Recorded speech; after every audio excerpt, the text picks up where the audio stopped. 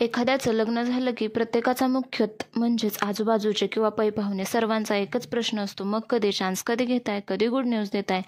मग कोणी करिअरमुळे थोडं थांबतं तर कोणाचा कन्सीव्ह करण्यासाठी प्रॉब्लेम येतो. तर या देवशयनी एक म्हणजेच आपल्या आषाढी एकादशीपासून तुम्हाला ही सेवा करायची आहे.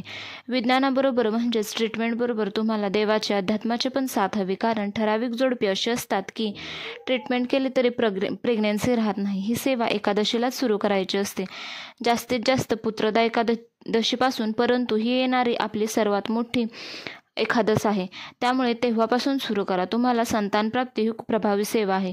खूप लोकांना याचा अनुभव आला आहे.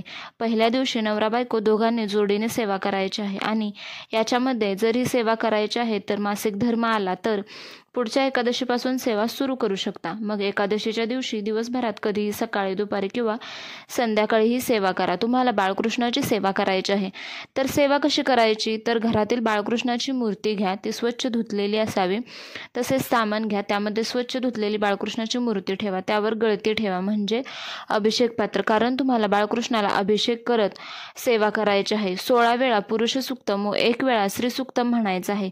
परंतु एकानेच कोणीतरी म्हणायचं आहे. एकाने पाण्याने अभिषेक घालायचा म्हणजेच गळती सुरू ठेवायची. बाळकृष्णाला फक्त पाण्यानेच अभिषेक घालायचा आहे. श्री सुक्तम म्हणून झाल्यावर तुम्हाला फलश्रुती म्हणताना गळती किंवा अभिषेक थांबवावी, हात जोडावे, फलश्रुती म्हणावी.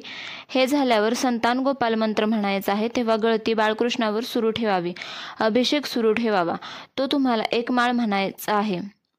म्हणजे जो संतान गोपाल मंत्र आहे तो तुम्हाला 1 माळ म्हणजे 108 वेळा म्हणायचा आहे. हे झाल्यावर तुम्हाला बाळकृष्ण ताम्हणातून काढून स्वच्छ पुसून जागेवर ठेवायचं आहे आणि ताम्हणातील अभिषेक घातलेलं जल नवरा बायको दोघांनी प्यायचं आहे. परंतु दुसऱ्या दिवशीपासून फक्त स्त्रीनेही सेवा केली तरीही चालेल. एकादशीपासून तुम्हाला 40 दिवस ही सेवा सुरू करायची आहे. फक्त प्रत्येक दिवशी सेवेची वेळ जी आहे ती एकच ठेवावी.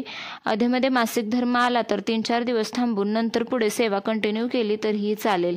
त्या सेवेचे जे जल आहे ते दोघांनीच प्राशन करायचं आहे किंवा प्यायचं आहे. तसेच ज्या प्रेग्नेंट आहेत त्याने संतान गोपाल मंत्राचे फक्त पठण करा. तुमच्यासाठी किंवा बाळासाठी खूप प्रभावी सेवा आहे. ही सेवा खूप प्रभावी आहे. संतान प्राप्तीसाठी खूप प्रयत्न करताय तर अवश्य सेवा करा, परंतु श्रद्धेने करा.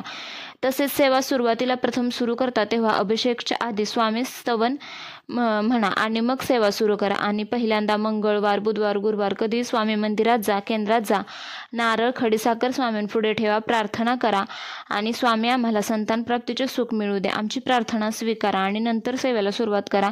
या सेवेच्या 40 दिवसांमध्ये तुम्हाला परण वर्ज करायचं आहे, मांसाहार पूर्ण टाळायचं आहे. हे सर्व करताना श्रद्धेने सेवा करा. तुम्हाला अवश्य संतान सुख भेटेल. तसेच व्हिडिओ आवडला तर प्लीज चॅनलला सबस्क्राईब करा, व्हिडिओ शेअर आणि लाईक करा. व्हिडिओ पाहिल्याबद्दल धन्यवाद. श्री स्वामी समर्थ.